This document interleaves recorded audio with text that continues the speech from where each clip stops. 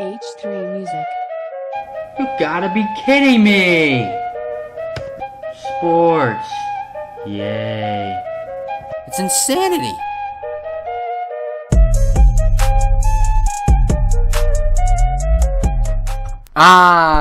Welcome into Cole's Corner. Thank you for listening, however you may be listening. We are here on WMCB, the Fuse from the basement of Medaille College, home of the Mavericks. Good afternoon. I'm Cole Johnson. This show is brought to you by Beyond the Box Score, a little show that myself and Connor Priester are a part of. So, a lot to talk about today. We just had Week 6 in the NFL. Yes, already Week 6. A lot of football played already. More than a quarter way through the season. It's really exciting. There's a lot of good football happening. And baseball is in full swing of things. Postseason, MLB playoffs is so much fun. We'll get to that later. But I want to start with something. See, I grew up in New York, being a lot of a Giants fan, Yankee fan, Syracuse Orange. That's been me. And I've seen the highs and a lot of lows from the New York Giants organization. And I'll start with this. There's something in sports that can kill winning, can kill the build of an organization, kill the future. And it's not just by having a weak roster, an incompetent coaching staff, guys who don't know how to run things, a salary cap you can't overcome. It's nostalgia. The silent killer in sports. It's an unprecedented love for something of the past. Someone in the organization brings success, everyone surrounding them, and the fans fall in love. And it's hard for them to let it go and move on. It really is. They may not be good, but you stick with them because of the emotional attachment. It's emotional. It happens in everyday life. It's human. It's called being a human. And that's why sometimes sports and humanity have trouble mixing sometimes, which is really tough. Emotional attachment. It's the New York Giants have masked the term of nostalgia here in 2018. And even years prior. See, in 2007, the Giants are a subpar football team. They got hot at the end, ran through the playoffs as the underdog, and then took down Goliath and beat the undefeated New England Patriots and Tom Brady. It took a miracle on a play where Eli Manning got out of a sack and threw a prayer downfield that was caught in the helmet of David Tyree. Eli Manning was a hero in New York. 4 years later, it happens again. The Giants make the playoffs by winning the NFC East at 9-7. At 9-7, they win the East on the final day of the regular season, beating the Cowboys on Sunday night. They beat Aaron Rodgers and the Packers at Lambeau. It's the second time they've won in Lambeau. And a loaded San Francisco team at Candlestick Park with Alex Smith, Frank Gore, Vernon Davis, that defense with LeVar Bowman, Patrick Willis. Great overall team. And it led to another meeting with Tom Brady and the New England Patriots. Manning makes yet another unbelievable throw to Mario Manningham, setting up the go-ahead score, leading to a Super Bowl 45 win. Eli's second, the Giants' fourth in franchise history, their second in 4 years. Eli Manning's on top once again. Now has more Super Bowls than his brother. He's up to 2. And ever since then, no matter what, or no matter how bad he's been, no matter how bad the Giants are, New York has stood by Eli Manning. He has won 0 playoff games outside of the 2 Super Bowl runs, and has been a subpar NFL quarterback in the regular season, sometimes terrible. With the amount of the interceptions to touchdown ratio, not great. And last season, Ben McAdoo benches Eli Manning for Geno Smith and ends Manning's consecutive games played streak. New York exploded with rage. Exploded. It was the reason Ben McAdoo ultimately lost his job, along with Jerry Reese, the GM. It was in the middle of a lost season. Tensions were high. No one was happy. Failed expectations hugely. They were almost a Super Bowl favorite in the NFC going into last year. And their beloved quarterback was now benched. New York was a mess for all of last year. They had hope the first few weeks. Bad things happened. After week 4, when they had no receivers left, it was done. And that season was at a loss. The draft comes around. And the Giants had to make a choice. Either a quarterback to replace Eli Manning or build up the running game with Saquon Barkley. The Giants chose Saquon Barkley. Not by any means is it a terrible pick. Because as we have seen, Barkley is one of the most electric playmakers in the league already. There's no doubt there. Some of the runs he's made already, that play he made where he ran about a total of 70 yards against the Eagles, shook off about 6 tackles.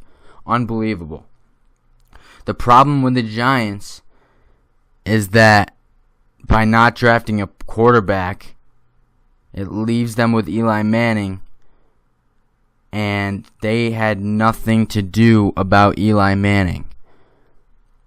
They hoped and prayed that he would have another 2-3 years in him. And in sports, you can't do that. You can't hope and pray that somebody is going to be okay, be competent enough to lead your team to win some football games. What they didn't do is build another quarterback behind them. If you're not going to draft a quarterback, fine, but you need to have someone ready to go. Especially this year. Eli Manning's 40 years old.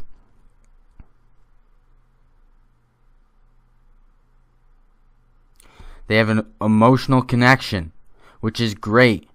It's what we love to see in sports. But it's a connection that is holding the organization back. It is. It's simple as that. It's keeping them from building on the future. They have outstanding athletic specimens in Odell Beckham Jr. and Saquon Barkley that are being wasted in an offense that won't throw the ball down the field. It's a quarterback in Eli Manning who is past his prime. He's not the same quarterback he used to be. He can't step up in the pocket. He can't take a hit and deliver the ball downfield in a passing and a precision league that we are in today in the NFL. So while the Giants should or should not have drafted the QB, that fork in the road we had, all Giants fans were split.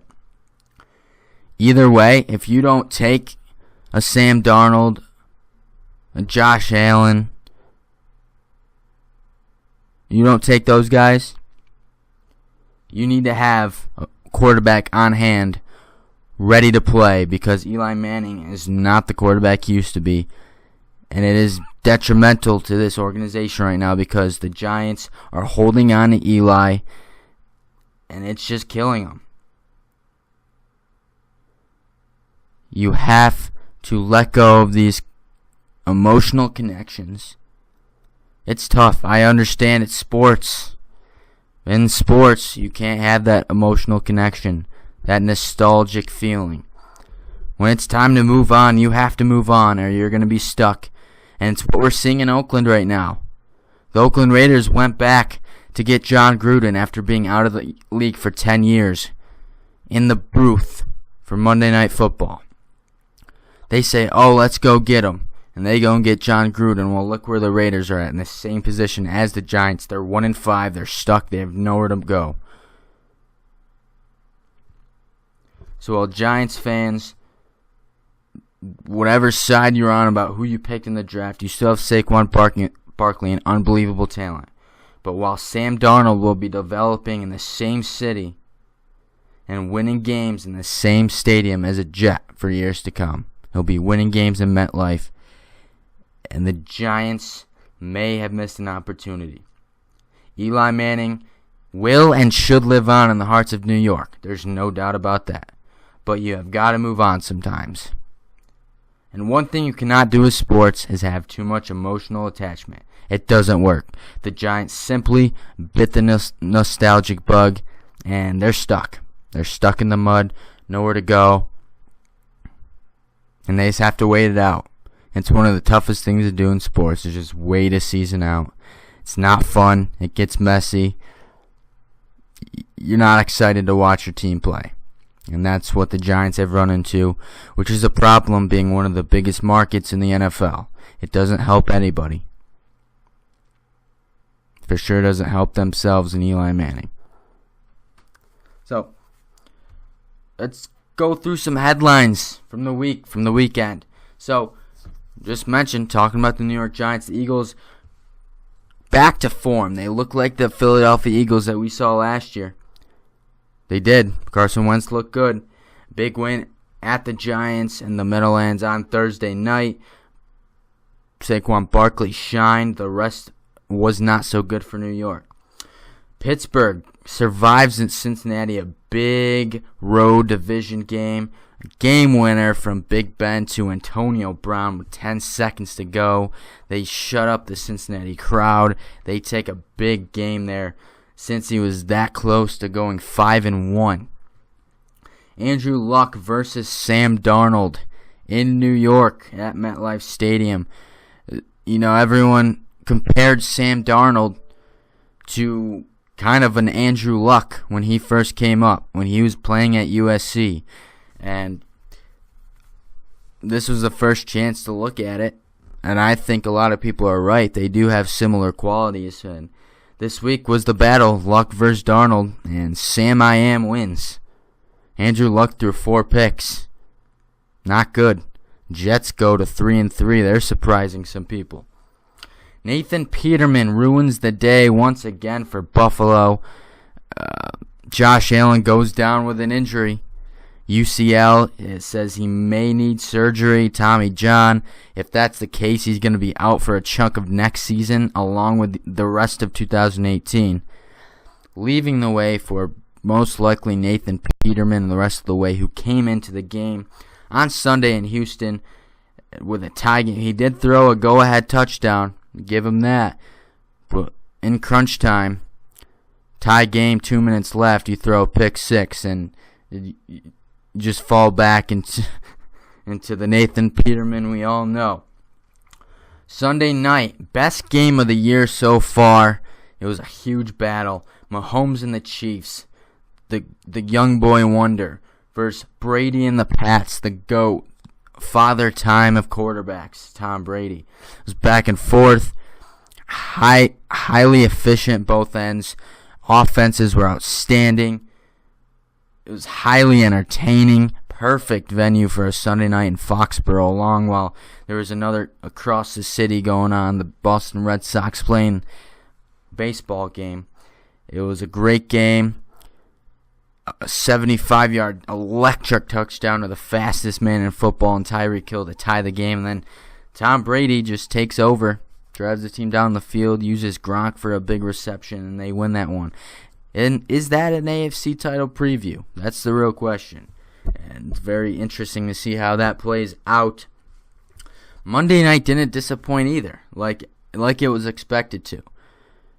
Like my man Colin Cowherd said yesterday, it goes from a Monday night game between Aaron Rodgers and Jimmy Garoppolo to a game with Aaron Rodgers and C.J. Beathard. It's a game you don't want to watch. And I'm going to be honest, I wasn't into really watching it if it weren't for my fantasy team and I needed Devontae Adams to score. But Beathard led a lackluster 49ers team to a should-have-been win in Lambeau. They froze. They blew it. They had that win. They blew it. Aaron Rodgers makes the game-tying score and the game-winning score on a drive. Aaron Rodgers does it again. Green Bay survives. They move on.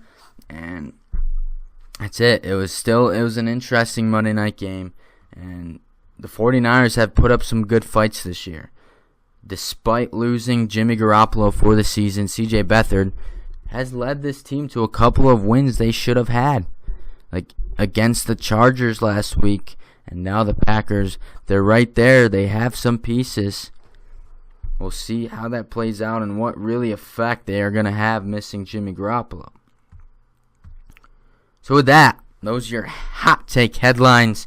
Again, thank you for joining here from Cole's Corner. And now it's Tuesday. It's a Tuesday. We get into our dumpster fires of the week and our higher fires. We're not going to get too deep into the higher fires today. We're going to get more into them later in the week, and then our confidence picks moving forward on Sunday. So for now, today we're focusing on the dumpster fires, the teams that are found the dumpster, some of them for once again for the multiple times they've been in it, other teams for the first time. And here we go, cue it. So, Indianapolis Colts, just mentioned them losing to the Jets in MetLife Stadium. They had a rough 1-4 start. They're coming off a gutsy decision by Frank Reich in Houston that go for it on 4th down in overtime that bit them in the butt. They come off that, went to New England on a short week, was down by 3 scores, come all the way back, made it a game. They did not get the job done, but they made it a win. They were not in the dumpster fire last week due to that resiliency and the play of Andrew Luck. His success, until this week, like I mentioned, he had 4 picks.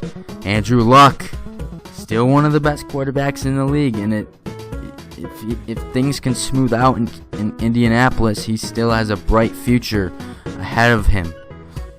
If he can stay healthy, that's the key. This week they traveled to play an almost even New York Jet team. This was 2 very even teams. It was a battle. It was very high scoring. It was the battle of the lookalike Sam Darnold, who's been compared to Andrew Luck in the past. It was a good matchup, but Luck was there, but didn't show up in terms of where he was throwing the football. Had 4 picks, threw the ball into green jerseys, and Sam I Am wins the battle. The Colts, they can't run the ball. They don't have a good defense. Luck has immense pressure to throw the ball on almost every down. The Colts are now 1-5 and host Buffalo. That gives them a chance to gain a little momentum moving forward, but for right now they're sitting towards the bottom. Colts at number 5. Number 4. Let's face it. There's a good football team in Jacksonville, Florida. There's a reason they haven't made my dumpster fire all season long. I've been dreading to throw their name up here. I really have not wanted to. I've been wanting to put them in the higher fire. But this week it's finally happened, folks. See, I let that 9-6 loss at home to Tennessee kind of pass. I kind of swept it under the rug. It was a blip in the radar. It was just their first loss of the season, week 3, to a division opponent that they've struggled to in the past. But then they have an offensive explosion against the Chiefs, which the Chiefs' defense is not good. They had a good day. Blake Bortles looked great. But their so-called best defense in the league, Saxonville, they gave up 424 total yards to a rookie in his 3rd game. And yes, we've seen Patrick Mahomes has evolved into outstanding young specimen of a quarterback, but still. And they lost by 2 touchdowns. So that you start to see heads turn a little bit. Jacksonville, they're not where they were last year defensively. They have had injuries. I will say that. They've had a lot of injuries. I think they'll be okay in the long run. I really think they will. But right now they got to figure it out. Because this week was the killer. You go on the road to Dallas. Not an easy game by any means. But you show up and lay a complete egg. And they dud. You give up 40 points to a team that has been discussed the last couple weeks as having no offense at all. And Dak Prescott, no weapons. They gave up an substantial amount of yards, 2 touchdowns to Cole Beasley out of the slot. No one could guard him. He was left open way too often. And you give up 40 points to a quarterback who's been really extremely overrated thus far in Dak Prescott. 40-7 loss? Come on, man.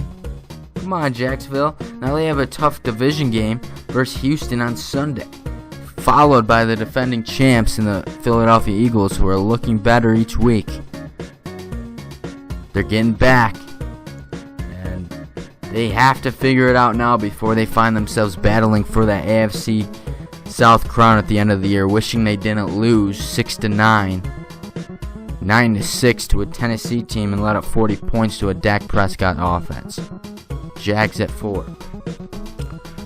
Number 3. They said it would be a good idea. It'd be a great idea to bring back a guy who everyone loved back in the early 2000s. Maybe he can bring us his style into a new style, create something great. He's been on national television talking football for millions of viewers for years now. He still knows his stuff. He still got it. Let's get John Gruden $100 million in 10 years in the black and silver. Let's recreate this culture. We're going to win now. We got our franchise quarterback in Derek Carr. Folks, nostalgia once again biting another team. It's the Oakland Raiders outside of the New York Giants. He's not the same coach. It's not the same era. It's different football. Khalil Mack is gone. Your franchise quarterback, Derek Carr, can't play under pressure. It's a mess. And now you're stuck. You're stuck paying a guy for 10 years who left the game 10 years ago and decides to come back 10 years later and start winning football games. It does not work like that. That's not how the National Football League works. Now you're 1-5. You're well behind the 8 ball, starting a franchise quarterback who may not be able to handle it. You have a subpar defense in a division with 2 of the best rosters in the AFC in LA and Kansas City. And you already lost to a Case Keenum in Denver. Yeah, the black hole as they call it. That hole is getting deeper and deeper. It's getting deeper. It's not a means as to, oh, you're coming to the black hole, you're going to sink and we're going to beat you. No, the black hole now represents the Oakland Raiders organization and how much deeper it's getting and how stuck they are in a big freaking mud puddle of sand. Quicksand. They're sinking. Quickly sinking. You're paying people for too long. Already losing money as a franchise. We don't even know where they're going to be playing next year. Whether it's Oakland, Los Angeles, Las Vegas, who knows? It's a mess. This week they have a bye. They need to figure it out. Followed by 2 winnable games. Maybe even 2 more winnable games. And then it's a tough stretch to end the year. Tough games. It could be a very long season. Good luck. Pray for John Gruden. Oakland at 3. Number 2. Ha! Look who made it back. It's upsetting, really. It's unfortunate. You have so much hope for a team, and they shatter it within minutes. Literally minutes. They don't make the playoffs for 17 years. They finally make it last year, and they put up a dud of 3 points in Jacksonville. They trade Tyrod Taylor to Cleveland. Everyone was excited. They draft way up. They trade up, get Josh Allen early in the draft. Everyone's excited. They look okay heading into 2018. Well, then the Bills decide not to start Josh Allen and start Nathan Peterman, who has 1/2 of experience more than their quarterback who they drafted, Josh Allen. And in that half of football, he threw 5 interceptions. So the Bills throw him out there for week 1. They lose 47-3 in Baltimore. It was a disgrace of a football game, if you ask me. And I know I've talked about this before, but I'm just reiterating how stupid it was to trade up that far, get Josh Allen, and then play Nathan Peterman, who had 1/2 of experience more and is god-awfully terrible and not as good as Josh Allen. So the Bills already fall off quickly, go 0-2 because of that decision. Josh Allen comes in, gets you a 27-6 rout in Minnesota. The ultimate biggest shock of the early season so far. I'm pretty sure it ruined many survival pools. They lay a dud in Green Bay, win a tight one at home versus Tennessee. It's the ultimate roller coaster for Bills fans. It always has been, and it continues even more because this team shows signs of they can be good, and it's mainly their defense. But that offense, they have literally no wide receivers. They have a Calvin Benjamin who says no when his rookie quarterback asks him to go practice and run some routes out before the game. He said no. That's your number one option, is Calvin Benjamin. Bad. Zay Jones still hasn't established himself as a wide receiver in this league. And then I can't even name you the rest of the Bills wide receivers. It's a roller coaster. It's a horrible game on Sunday. It's 10-0 at half. The Bills get momentum. They're running forward. Both teams are playing bad. They take the lead late with Peterman under center. I'll give them credit for that. The Texans drive down and tie the game. The Bills have the ball. Peterman, he has the chance to be the hero for the first time, and oh no, it happened again. Nathan Peterman just threw a pick six. Game's over. They lose on a pick six. So, yeah, Peterman threw it to the wrong color jersey. Pick six, and the Bills lose again. Which means, and now we're getting word that Josh Allen may be done for some time, as he hurt his elbow, could be a UCL, could mean Tommy John surgery, which would mean all of this season, a lot of next season, which means it may be Nathan Peterman under center moving forward. Oh Lord, pray for Buffalo. Here's the thing. At least Buffalo is getting a Chick-fil-A soon. Optimism. Try it sometime. It's all about the optimism. Bills at 2. And number 1 on our dumpster fire this week, once again, the New York Football Giants came into last week as my number 1 team, along with the Philadelphia Eagles, and they played each other on Thursday night on a short week. Well, here's what happened. The Eagles came here to play football. The Giants get the ball first. Eli Manning throws an interception. The Eagles score. The game's over at that point. It really was. The Eagles have all the momentum. They have the score early. The Giants coming back from behind. Their offense is not working. They physically can't throw the ball down the field. Saquon Barkley took over. He's an outstanding specimen of a running back. He's going to have a bright future in this league. But he's stuck in an offense that can't move the ball, goes 3 and out a lot. Just give the ball back to the other team and Carson Wentz way too often. Saquon Barkley was the only ray of hope in New York on Thursday night. And the New York Giants continued their issues. We see Odell Beckham Jr. has transformed from a kicking net to a fan, pounding his head, punching it. Just psychotic tendencies on the sideline, if you will. We've seen Sterling Shepard feed off of that. He's been throwing stuff on the sideline. You have a head coach in Pat Shurmur who won't answer questions. He gets asked a question and he's not been very nice to the media the last couple of days. He's becoming a more aggressive, intense Bill Belichick.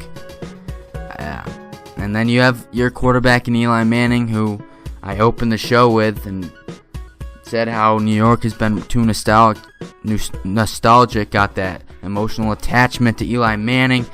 Everyone still wants to keep him around, but he's done. His days are over. He's not a good quarterback anymore. It's hard to say it. You hate to see it happen, but he needs to be done after this year. But then the Giants find themselves with no quarterback, and they wasted their opportunity. And now they are sitting at 1-5 in a very competitive division. They've already lost 2 division games. Have to play Washington still twice, who always manages to beat them at least once every year.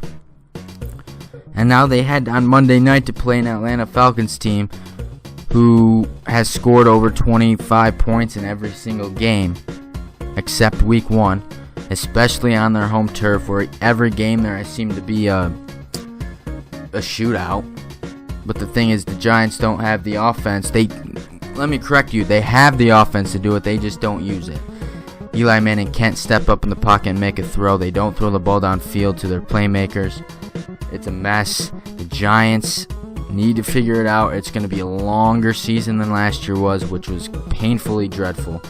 It's not good in New York. They need to find something. Someone needs to make something happen. That's it. Giants at 1. That's your dumpster fire. Thank you. But I mentioned higher fire. We're going to get more into it later in the week, so I'm just going to run down my top 5 right now with no explanations. You'll be right here, and I'll jump into them next time. At number 5, the Los Angeles Chargers. At number 4, the Minnesota Vikings. We have 2 new teams in here. Oh, and now there's a third. At number 3, the New England Patriots. They're not done yet. At number 2, number 1 and 2 the same. The 2, I'm keeping the Chiefs at number 2 despite the loss to New England. They used a rookie quarterback and went into Foxborough on a Sunday night and played their hearts out. Should have won the game, lose a shootout. Still a phenomenal football team moving forward. And then number 1, the LA Rams. Still no reason to doubt them. They're 6-0, have not faltered one time. The closest game they had was Seattle last weekend. Played a little closer with Denver this week, but they mainly held control that entire way. The Saints aren't on here. They just had a bye, but it's a week-to-week dumpster fire. So that's how we allowed 3 new entries here. The Bengals were in there. They lost. They should have beat the Pittsburgh Steelers. They could have stayed in, but they didn't. So we're going to move on. $100 take. Here we go. So dynasties come and go. They last for a few years, maybe 10, and that's it, really. But we have been blessed with witnessing the New England dynasty for the last 17 years. And I know I've mentioned this before. I've talked a lot about the Patriots dynasty, compare a lot of things to it, but it's true. It's hard not to talk about it. As much as we hate to see the same team win every year, you have to admire what New England has done because it may never happen again. It's something we're going to be able to tell our grandchildren when we get old. We watch the New England Patriots dominate the National Football League, which is a very difficult league to dominate in for such a long period of time. And they did it for 17 years plus, because it's still going. Remember after last year's Super Bowl loss, and the whole ordeal with Malcolm Butler being benched and Bill Belichick, and then in the offseason, the lost relationship in the Brady, Belichick, and Kraft trio. There's a lot of tension there. People thought the New England dynasty was on the way down. When people thought Brady was getting too old, he had no pieces around him to succeed. Brady's going to be done soon. Yeah, well, I was one of those people for a little bit, for a short stint, who thought this year was the start of the downfall.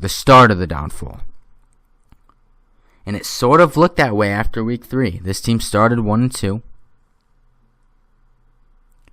They had just lost badly, really, to the Jacksonville Jaguars. They are handled the entire game by that squad. They looked not like New England football. It was that simple. And, well, folks, the funny thing is about dynasties is that they don't end until they say it's over. There needs to be a reason that we can see that shows that it is ending. I don't know about you, but the Patriots of the last 3 weeks have not shown any sign of falling over just yet. They've put up 119 points in 3 games. 38, 38, and 43. Yeah. Those stats right there. 119 points in 3 games.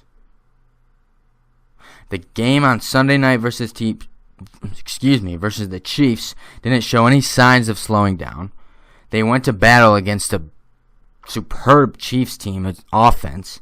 On primetime television, they were as cool as the tall, athletic, funny guy walking through a party of nerds. They bent on the defensive end a little bit, but they didn't break because of the offense that Tom Brady and offensive coordinator Josh McDaniels are orchestrating. They debunked every idea of what a 2-minute warning is supposed to look like. They took their time, didn't panic, didn't spike the ball to stop the clock unnecessarily like a lot of teams do. They were composed and led by a true pro in Tom Brady, who didn't bat his eyelashes once, and it led to a game-winning field goal to one of the greatest kickers in Stephen Gostkowski. The Patriots are back to playing football, folks. Julian Edelman is back. Josh Gordon is playing a key role, just like I said he would a few weeks ago. Why the Patriots won by getting Josh Gordon and the Cleveland Browns giving up on him. They have a rookie running back in Sonny Michel, who's getting better and better every week. He definitely is. You can see it in the way he's running. More confident, more authority when he has the ball in his hands. Oh, and don't forget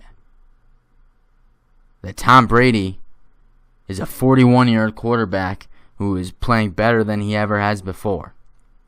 Oh, and don't forget that they also have the best tight end in the league in Rob Gronkowski. Gronk. It's like the game is getting easier for Brady and Belichick and their militia that is building every day, every week, every year. It's an unbreakable bond that has been formed for 17 years, and it's not breaking. That game Sunday may have been a preview of the AFC title game in January, and if it's any indication of what is about to come, it's not only exciting, but it's also terrifying because we may be seeing New England once again competing to build on an already stellar slate and trophy shelf that has accumulated since 2001. Until we see Tom Brady and Bill Belichick signing off with their hands up, waving and saying goodbye and walking out of New England and away from Gillette Stadium, this dynasty is here to stay. It's not ending. Sure, it may at the end of this season. Who knows what happens with Belichick? But even so, this ship is smooth sailing for as long as those two guys are here. It's not over until they both are gone. They leave, they hang them up. This Patriots is here to stay. They're still going to be a top team in the AFC every single year. And now we move on. $1 million take. See, I have to do. It is the MLB playoffs, and we're getting deep in it. We're in the championship series. Actually, a win last night. Milwaukee Brewers beat the Los Angeles Dodgers, so they now lead the series 2-1. Here with another Game 4 in Los Angeles tonight, Game 5 tomorrow. And then over on the AL side, that series is tied at 1, and it resumes back in Houston tonight at 5 o'clock. See, a lot of people write off the MLB. A lot of people don't like to sit through and watch a complete baseball game. It's boring. It's not exciting. And here's where I come in. I agree with some of the things about MLB baseball that could come off as boring, sluggish, not as exciting. Me, myself, I definitely enjoy watching a game of NFL football more than MLB baseball. Yeah. When it comes to playoff time, and we get into that a little bit more, but when the regular season is happening in the MLB, it's a long season. And it definitely, I feel like they need to do something about how they run the regular season. It should probably be a little shorter because especially with a wild card game that we have today, you're playing a 162 game season for it to come down to one 9-inning baseball game, maybe more innings. It's tough. I feel like if they shorten it up just a little bit, it would keep more fans involved, keep more people involved. But we come to the MLB playoffs, and it's just a different atmosphere. It's a lot of fun to watch. Every pitch means something. Every pitch means something, and it's when you're loading the bases up, there's wild pitches, balls, and the fans are electric. You can feel the stadium moving. It's the emotion behind it at each and every pitch, the strikeout to end the inning, the fist pump from the pitcher walking off the mound, the big home run, the little bat flip, the stare down into the crowd by the big bat, the big free swinger who puts in the left field seats. It's a great sport in that of its energy, especially in the late innings. You could ultimately not watch a full baseball game and just watch, I say, past the 6th, 7th inning, and you'd be pretty satisfied with what you saw. That's just how the game works. But to really understand it, to be a real baseball fan, you guys sit down and watch that game. Sit down and watch every move, every pitch, and it's so more exciting and thrilling and relieving, really, when it gets to the end of the game and the team comes out on top and you see a celebration when you were there for the whole thing. And here's why I feel like baseball needs to be given more of a chance. It's America's national pastime. This was the sport back in the old days, before we had all these other sports come into play, and now NFL football and NBA has taken over. It's taken the nation by storm. Baseball's been kind of put on the back shelf, back burner. I'd like it to come back to life, because baseball is the one sport where there's no clock. Outside of them trying to maybe speed up the game a little bit, there is no clock in baseball. There's no fourth quarter, 12 minutes left, 15 minutes left, 5 minutes left. It's inching down towards the 2-minute warning. It's a 2-minute drill. Baseball is unique in itself, where you have to literally force your opponent to lose. You have to force a win on your opponent by getting the final out. You have to get 27 outs in a baseball game to win. You don't win unless you record 27 outs with the lead intact. It's a sport where every single pitch down to the last pitch counts, because you have to get the other team out 27 times. There's no clock.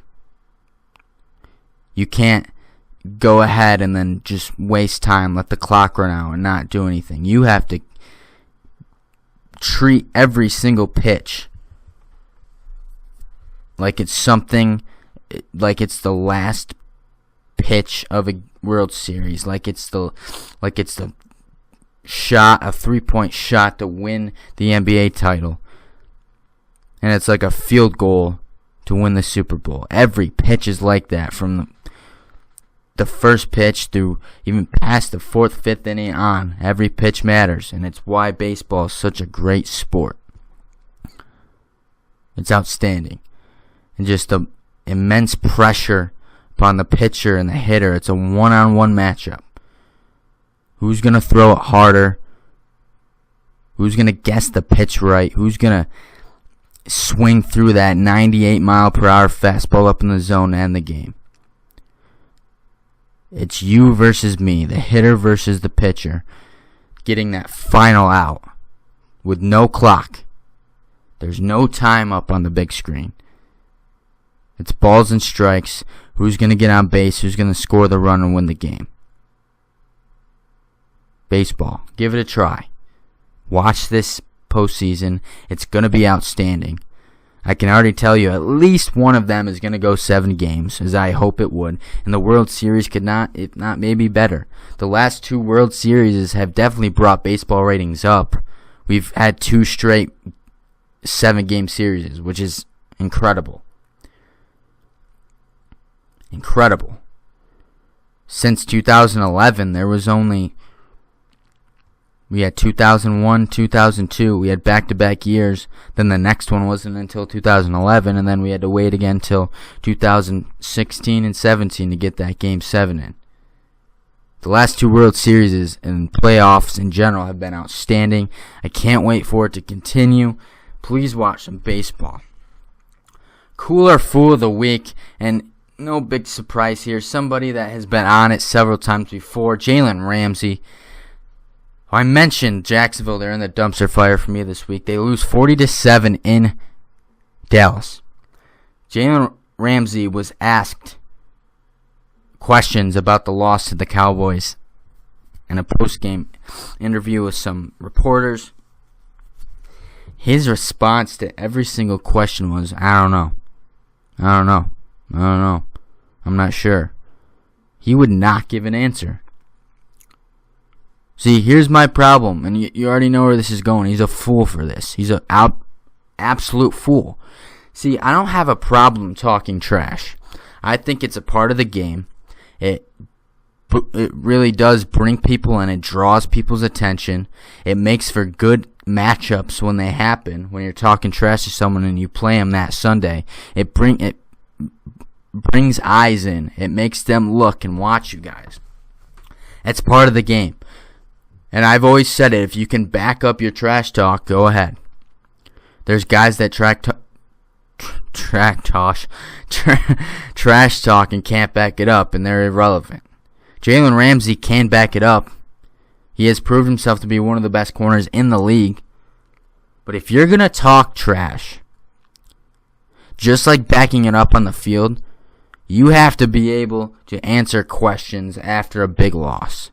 When you put so much talk into winning a football game and how much you're going to shut down your opponent, how you're going to beat them, and they come out and smoke you, absolutely smoke you. Dak Prescott led this Cowboys offense, which no one thought was going to do anything all year, to 40 points against what should be the best defense in the league up there. And you can't answer a question about it? That's foolish. And you're a fool because of it. Jalen Ramsey, you're my fool once again this week. And we'll wrap it up, the final dollar take. So, I mentioned the nostalgic part. And it's happening in Oakland. It's happening in New York, especially in New York with Eli Manning. It's a very tough subject.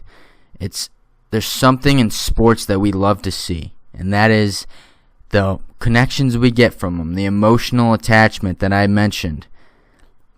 And we love that part, especially as fans. When you create such an emotional attachment to a player and they go off in a certain way, it's something you'll never forget. They always hold a place in your heart. It's a Derek Jeter to the New York Yankees. It's a David Wright to the New York Mets. It's a Peyton Manning to both Indianapolis Colts and the Denver Broncos after bringing them a Super Bowl in his final game. It's Ray Lewis to the Baltimore Ravens.